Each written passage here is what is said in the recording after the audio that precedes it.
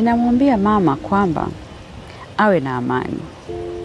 Watumishi wake tuko uwandani kufanya kazi, na tunamwakilisha kikamilifu katika kufanya kazi hiyo, na kwamba kuna mapokeo mazuri sana.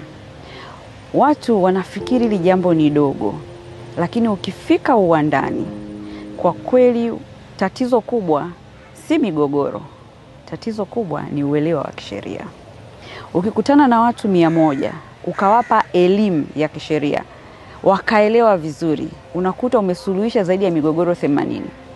Kwa kupata tu elimu, anakuja kugundua kwamba kumbe ule si hata mgogoro, sikuwa tu nikifahamu sheria.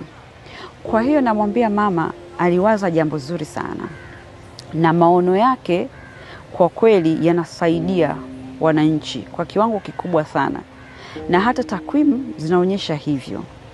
Mimi natoa rai kwa wale watu wote ambao wanapata fursa ya kuweza kutembelewa na timu hii katika kutoa huu msaada wa kisheria, waweze kujitokeza. Mambo mengi yatatatuliwa kwa kupata elimu. Kwa mfano, unapomfundisha mtu kuhusiana na ardhi, unakuta mgogoro wake alidhani ana mgogoro, kumbe anakufahamu tu sheria inasemaje kuhusiana na ardhi. Masuala ya talaka, masuala ya ndoa, ukatili wa kijinsia, utawala bora, wakati mwingine hakuna migogoro, ni ufahamu tu. Kwa hiyo sehemu kubwa ya kampeni hii tunatoa elimu. Kwa tunavyotoa elimu, unakuta unasuluhisha mambo mengi sana ya wananchi. Hivyo mimi nampongeza sana mama, lakini namwambia awe na amani.